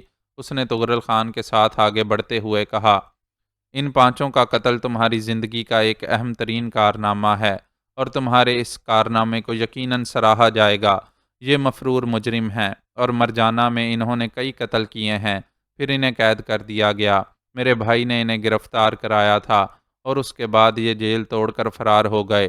تب سے اب تک یہ کئی قتل کر چکے ہیں، اور اس وقت میرا اغوا، اور اس کے بعد تمہارا بے حد شکریہ شاہ دل کہ تم نے میری عزت بچائی۔ خدا تمہیں دنیا کی ہر برائی سے محفوظ رکھے۔ لیکن اس نے تغرل خان کا چہرہ دیکھا۔ وہ خاموشی سے اپنے گھوڑے کی جانب متوجہ ہو گیا تھا۔ پھر اس نے آہستہ سے کہا، کیا تم مرجانہ واپس جانا چاہتی ہو؟ ہاں، مرجانہ واپس جاؤں گی میں، تو چلو میرے ساتھ چلو۔ تغرل خان اپنے گھوڑے پر سوار ہو گیا۔ دوسری طرف لڑکی بھی اس کے لائے ہوئے گھوڑے پر سوار ہو گئی، اور پھر دونوں آگے پیچھے چلنے لگے۔ لڑکی عجیب سی نگاہوں سے تغرل خان کو دیکھ رہی تھی، اور اس کی نگاہوں میں حیرت کے تاثرات تھے۔ یہ شخص، انوکھا شخص، کیا اسی زمین کی مخلوق ہے؟ وہ سوچ رہی تھی۔ شیرم خان اپنے ٹڈی دل لشکر کے ساتھ شیرکوہ کی جانب سفر کر رہا تھا، اور بہت سا فاصلہ طے کر چکا تھا۔ جوں جوں اس کے قدم شیرکوہ کی جانب بڑھ رہے تھے، اس کے اندر اعتماد اور فخر پیدا ہوتا جا رہا تھا۔ تغرل خان نے طویل عرصے میں پہاڑوں میں جو انتشار برپا کیا تھا، اب شیرم خان اس کا پھل کھانے جا رہا تھا۔ تنہائیوں میں اس نے بہت کچھ سوچا تھا، اور رفتہ رفتہ وہ اپنے اعتماد کو بحال کر رہا تھا۔ اس میں کوئی شک نہیں تھا کہ جوزفائن کی قدم قدم پر رہنمائی نے اسے کامیابی سے اس حد تک ہمکنار کیا تھا کہ اب شیرم خان سوچ رہا تھا کہ نئی زندگی کا آغاز کتنا شاندار ہوگا۔ تغرل خان کے سلسلے میں اس کے دل میں وسوسے مسلسل جاگتے رہتے تھے، لیکن اس نے اپنے آپ کو سمجھایا تھا، اگر انہی وسوسوں کے درمیان زندگی گزرتی رہی تو لطف کیا خاک آئے گا۔ اس سلسلے میں اس نے اپنے سب سے سچے ساتھی راوت خان سے بھی بات کی تھی۔ وہ اس وقت ایک خوبصورت علاقے کے پڑاؤ کے درمیان تھے۔ وہ سب کھانے پینے سے فارغ ہو چکے تھے۔ اس نے خاص طور سے راوت خان سے اس سلسلہ گفتگو کو چھیڑ دیا۔ تمہارا کیا خیال ہے راوت خان؟ کیا شیر کوہ میں ہمارا استقبال اسی طرح ہوگا جس طرح ہم سوچ رہے ہیں؟ میں سمجھتا ہوں خان اعظم کہ ہماری توقع کے مطابق ہی ہوگا۔ دراصل ہم نے اپنے طور پر جو تیاریاں کی ہیں وہ بہت عمدہ ہیں، اور اس میں کوئی شک نہیں کہ تمہارا ہر منصوبہ بہت عمدگی سے تکمیل تک پہنچ رہا ہے۔ خان اعظم، جب ہم شیر کوہ میں داخل ہوں گے تو وہاں ہمارا استقبال نہیں کیا جائے گا، بلکہ وہ ہم سے خوف کھائیں گے۔ اس عظیم لشکر کو دیکھ کر شیر کوہ والے یہی سمجھیں گے کہ ان پر حملہ کیا جا رہا ہے، اور جب تم اعلان کرو گے کہ تم نے تغرل خان کو نیست و نابود کر کے ان لوگوں کو ان تمام مصیبتوں سے نجات دلا دی ہے، تو پھر تم سے زیادہ ان کا چہیتا کوئی نہیں ہوگا۔ شیرم خان کے حلق سے ایک قہقہا آزاد ہو گیا۔ وہ دیر تک اس دل خوشکن تصور میں گم رہا، اور پھر اس نے راوت خان کی طرف دیکھ کر کہا، تو نے ہمیں خان اعظم کے نام سے پکارا۔ راوت خان، اس کی وجہ بہت گہری ہے خان اعظم، کیا ہمیں بتائے گا نہیں؟ صرف میں ہی نہیں بلکہ جب لشکر شیر کوہ تک پہنچے گا تو لشکر کا ہر سپاہی تمہیں خان اعظم ہی کہے گا، اور اس کی بنیادی وجہ یہ ہے کہ تم فاتح تغرل خان ہو۔ تغرل خان نے پہاڑوں میں جو تباہی مچا دی تھی اس سے نجات دلانے والے تم ہی تو ہوگے۔ وہ اپنے آپ کو پہاڑوں کا شہنشاہ کہتا ہے، پہاڑوں کا شہنشاہ ختم ہو گیا خان شیرم خان کے ہاتھوں، چنانچہ شیرم خان کو خان اعظم کیوں نہ کہا جائے؟ تو ہمارا سچا دوست ہے، بہترین ساتھی ہے تو ہمارا، اور ہم یہ پسند نہیں کرتے کہ تجھ سے دل کی کوئی بات چھپائے رکھیں۔ یہ خان شیرم خان کی بڑائی ہے کہ وہ اپنے دوستوں کو یہ درجہ دیتے ہیں، لیکن کیا کوئی ایسی بات بھی ہے جو مجھ سے چھپائی گئی ہے؟ نہیں، وہ کوئی اہم بات نہیں ہے۔ بات جوزفین اور راول خان کی ہے۔ بارہا یہ تصور میرے دل میں پیدا ہوا ہے راوت خان کہ اس سلسلے میں میری رہنمائی جوزفین نے کی ہے۔ جوزفین اور راول خان ہر چند کے اپنی ہر بازی ہار چکے ہیں، لیکن بہرطور ان کا یہ احسان مجھ پر قرض ہے۔ میں سوچتا ہوں کہ اس احسان کی ادائیگی کیسے کروں۔ اس کے علاوہ ایک اور تصور بھی میرے ذہن میں ہے، وہ یہ کہ جوزفین فرنگی عورت ہے، بہت چالاک ہے۔ کہیں یوں نہ ہو کہ میری کسی بات سے ناراض ہو کر وہ میرے خلاف ہی عمل کر ڈالے۔ اس کا ذہن بجلی کی تیزی سے کام کرتا ہے، اور ایسے ایسے منصوبے اس کے ذہن میں پرورش پاتے ہیں کہ انسان کو یقین نہیں آئے۔ اس نے تغرل خان کی قید میں رہ کر تغرل خان کو فنا کر دیا۔ کیا یہ کم بات ہے راوت خان؟ راوت خان ان الفاظ پر سوچ میں ڈوب گیا تھا۔ اس کے ہونٹوں پر رفتہ رفتہ ایک مکارانہ مسکراہٹ پھیل گئی۔ اس نے کہا، شیرم خان، خان اعظم بننے کے لیے خان اعظم کا دماغ بھی ضروری ہوتا ہے، اور اگر اس وقت تم نے اس دماغ سے نہ سوچا تو نقصان اٹھاؤ گے۔ تجھ سے مشورہ کرنے کا مقصد یہی تو ہے کہ تو ہمیں آگے کے راستے دکھا۔ اگر ہم شیر کوہ میں داخل ہو گئے اور ہم نے وہاں کے لوگوں کے سامنے جوزفین اور راول خان کی برتری کا اعتراف کیا تو اس بات کے امکانات ہیں کہ وقت ہمارے لیے دشوار بن جائے، اور جوزفین کی طرف سے یہ خدشات تو ہمیشہ ہی لاحق رہے گا کہ فرنگی خون جب بھی گردش کرتا ہے سازشیں جنم لیتی ہیں، اور یہ فرنگی خون ہمارے قبیلوں میں گردش کرتا رہے گا۔ ہم اپنا مقدر جوزفین کے ہاتھ میں تو نہیں دے سکتے خان اعظم، ہمیں اس بارے میں خود ہی فیصلے کرنے ہوں گے۔ تو نے وہ بات کہی جو میں نے زبان تک لانا ممکن نہیں سمجھتا تھا۔ خان اعظم، کوئی فیصلہ ضروری ہے۔ آپ نے یہ اظہار کر کے میرے ذہن میں خوف جگا دیا ہے، تو پھر اس خوف کو دور کرنے کا ذریعہ کیا ہو؟ ابھی کچھ نہیں بگڑا۔ ہمارے اس گروہ میں راول خان یا جوزفین یا ان دونوں کا بیٹا خوشبخت خان کوئی حیثیت نہیں رکھتا، بلکہ ہم اپنے طور پر ان کے ساتھ احسان کر رہے ہیں کہ انہیں ہر طرح کی سہولتیں فراہم کی گئی ہیں۔ چنانچہ اگر ہم انہیں یہیں قتل کر دیں اور ان کی لاشیں یہیں پھینک دیں تو انہیں کوئی پوچھنے والا بھی نہیں ہوگا کہ ہم نے ایسا کیوں کیا، اور ہم ایک خطرے سے آزاد ہو جائیں گے۔ باقی رہی بات تغرل خان کی، تو تغرل خان اعظم اب اتنی گہرائیوں میں ڈوب چکا ہے کہ اس کا ابھرنا ممکن نہیں ہے۔ آپ کو تغرل خان کی فطرت کا بخوبی اندازہ ہوگا۔ تغرل خان کے اندر جو تبدیلیاں پیدا ہوئی تھیں ان سے احساس ہوتا ہے کہ وہ نرم دلی کی طرف مائل ہو گیا ہے، اور اب اس کے ذہن میں اس کی بیوی اور بیٹے کے علاوہ اور کچھ نہیں ہے۔ اس نے تمام سرگرمیاں ترک کر دی تھیں۔ ویسے میں یہ مانتا ہوں کہ اس کی فطرت میں وہی وحشت اور وہی جنگجویانہ کیفیت موجود تھی، جس کا اظہار اس وقت سے ہوتا ہے جب وہ وادی شیربانہ سے واپس آیا تھا، لیکن اس کے ساتھ ساتھ ہی ہم یہ بات دعوے سے کہہ سکتے ہیں کہ اب اس کے اندر جدوجہد کی وہ قوت باقی نہیں رہی جس کے تحت وہ طغرل خان تھا۔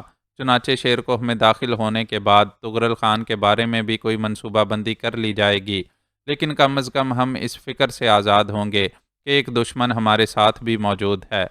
شیرم خان خیالات میں ڈوب گیا۔ اس نے کہا، راوت خان، اس سلسلے میں ہمیں 3 افراد سے اور مشورہ کر لینا چاہیے۔ میں سمجھتا ہوں وہ 3 افراد کون ہیں؟ کیا تم اس سے متفق نہیں ہو راوت خان؟ کیوں نہیں، ایک بات اور سوچتا ہوں میں۔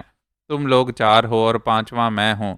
طغرل خان کے ساتھ بھی ہم 4 ہی تھے اور 5واں طغرل خان تھا، چنانچہ یوں لگتا ہے جیسے یہ کام ہونے ہی والا ہے۔ بالکل شیرم خان، بالکل۔ تو پھر آؤ، چلو ہم گلاب خان کے خیمے میں چلتے ہیں، وہیں بیٹھ کر شراب نوشی بھی کی جائے گی اور ہم وہاں اپنا یہ فیصلہ بھی کر لیں گے۔ شیرم خان راوت خان کے ساتھ باہر نکل آیا، لیکن وہ اس بات سے بے نیاز تھا کہ 2 آنکھیں اس کی نگرانی کر رہی ہیں۔ یہ 2 آنکھیں ایک خیمے کے پیچھے سے اس کا جائزہ لے رہی تھیں، اور ان آنکھوں کی نلاہٹوں میں جو چمک پائی جاتی تھی وہ بتاتی تھی کہ یہ کوئی بہت شاطر آنکھیں ہیں، اور اس گروہ میں سب سے شاطر شخصیت جوزفائن کی تھی، جو اپنے مقصد کی تکمیل کے لیے شیرم خان کی نگرانی کر رہی تھی، اور اس نے بدر شاہ کے ذریعے جن لوگوں کو تیار کرایا تھا وہ اس کے حکم کے منتظر تھے۔ چنانچہ یوں ہوا کہ شیرم خان گلاب خان کے خیمے میں داخل ہو گیا، راوت خان اس کے ساتھ تھا، اور پھر گلاب خان نے بقیہ 2 افراد کو بھی اپنے خیمے میں ہی طلب کر لیا تاکہ مجلس مشاورت مکمل ہو جائے۔ مجلس مشاورت میں شراب کی بوتلیں بھی کھولی گئی تھیں، اور باہر موجود لوگ اندر کی آوازوں کو بخوبی سن رہے تھے۔ جوزفائن نے ایک گہری سانس لی اور پھر چاروں طرف دیکھتے ہوئے دونوں ہاتھ بلند کر دیے۔ ایک گوشے سے بدر شاہ باہر نکل آیا۔ جوزفائن نے اس کے کان میں کچھ سرگوشیاں کیں اور بدر شاہ ایک سمت چلا گیا۔ اندر شیرم خان اپنے ساتھیوں سے گفتگو کر رہا تھا اور راوت خان نے اسے دیے ہوئے خطاب کو دہرا دیا۔ وہ کہہ رہا تھا، دوستو، اب شیرم خان خان نہیں بلکہ خان اعظم ہے، اور اب ہم اسے اسی نام سے مخاطب کریں گے۔ شیرکوہ میں اب ہماری حکومت ہوگی، اور اس کے بعد شیرکوہ کو ایک نئی زندگی ملے گی۔ آپ لوگوں سے ایک مشورہ کرنا ہے۔ تمام لوگ مستعد ہو گئے۔ اس بات کو تسلیم کر لیا گیا تھا کہ شیرم خان خان اعظم ہے۔ وہ جوزفائن اور راول خان کے مسئلے پر گفتگو کرنے لگے۔ کیسی دلچسپ اور کیسی عجیب بات ہے کہ انسان اقتدار کے لیے ہمیشہ سازشیں ہی کرتا رہا ہے۔ چنانچہ اس وقت وہی سب کچھ ہو رہا تھا جو انسانیت کی تاریخ میں درج ہے۔ ایک دوسرے کے خلاف انسان اس طرح تیار ہو جاتا ہے کہ دوسرا سوچ بھی نہیں سکتا، اور بعض اوقات یوں بھی ہوتا ہے کہ دونوں ہی ایک دوسرے کے خلاف سازشیں کر رہے ہوتے ہیں، اور کامیابی اس کی ہوتی ہے جو پہل کر جائے، اور پہل کرنے کے لیے بھی ذہانت ہی کی ضرورت ہوتی ہے، لیکن شیطانی ذہانت ایک الگ حیثیت رکھتی ہے، اور جوزفائن سے زیادہ شیطانی ذہن شاید پورے پہاڑوں میں کوئی نہ ہوگا۔ چنانچہ یوں ہوا کہ ابھی ان کی مجلس مشاورت جاری ہی تھی۔ شراب کا سرور ذہنوں میں اترتا جا رہا تھا کہ دفعتاً ہی گھوڑوں کے ہنہنانے کی آواز سنائی دی اور چند ٹاپیں ابھریں، اور اس کے بعد ہی ایک ہولناک نعرہ بلند ہوا، طغرل خان، پہاڑوں کا شہنشاہ۔ یہ نعرہ سوتے ہوں کو جگانے کے لیے کافی تھا، لیکن جاگنے والے سمجھ بھی نہ پائے تھے کہ کیا ہوا، اور انہوں نے گولیوں کی بے شمار آوازیں سنیں، اور ایک خیمے میں بیٹھے ہوئے 5 افراد گولیوں سے چھلنی ہو گئے۔ گولیاں کئی سمت سے برسائی گئی تھیں، اور انتہائی فنکاری اور مشاقی سے انہیں ہر جگہ استعمال کیا گیا تھا، یعنی وہ جو زمین پر بیٹھے ہوں ان گولیوں کا شکار ہو جائیں، یا وہ جو خیمے کے دروازے کی جانب بھاگیں لیکن ان کے لیے کوئی پناہ گاہ نہ ہو۔ اور اندر موجود 5 افراد اس طرح چھلنی ہوئے تھے کہ ان کے جسم میں سے ہر جگہ سے سوراخ خون اگل رہے تھے۔ پھر کارروائی کرنے والوں کا یہ گروہ اسی رفتار سے واپس ہو گیا۔ عقب سے بدر شاہ کی دھاڑ گونجی، خبردار، خبردار، تم یہاں سے بچ کر نہیں جا سکو گے، طغرل خان۔ اس کے ساتھ ہی بدر شاہ چند گھوڑے سواروں کے ساتھ اس طرف چل پڑا جس طرف وہ نعرہ لگا کر اپنا کام کر کے واپسی کے لیے دوڑے تھے۔ اور کیا ہی عمدہ منصوبہ تھا بدر شاہ اور جوزفائن کا کہ دوڑنے والے ایک دوسرے کے پیچھے دوڑ رہے تھے، لیکن بہت دور نکلنے کے بعد وہ رک گئے، اور جنہوں نے گولیاں برسائی تھیں مسکراتے ہوئے بدر شاہ سے آ ملے۔ ان میں سے ایک نے کہا، اندازہ بھی نہ ہو سکے گا بدر شاہ کہ تم کتنے افراد تغرل خان کے تعاقب میں گئے تھے، اور اب جب ہم واپس جائیں گے تو لوگ یہی سمجھیں گے کہ ہم تعاقب میں ناکام ہو کر واپس آئے ہیں۔ بدر شاہ کے ہونٹوں پر مسکراہٹ پھیل گئی، پھر اس نے آہستہ سے کہا، حصول اقتدار کے لیے جو طریقے اپنائے جاتے ہیں وہ اسی طرح کے ہوتے ہیں، لیکن بہتر ہے کہ اس سلسلے میں دیواروں سے بھی ہوشیار رہا جائے۔ یقیناً بدر شاہ، اور اس کے بعد ہماری زبان ہمیشہ کے لیے بند ہو گئی۔ معزز ناظرین و سامعین، لائک، کمنٹس اور شیئر ضرور کریں۔ شکریہ۔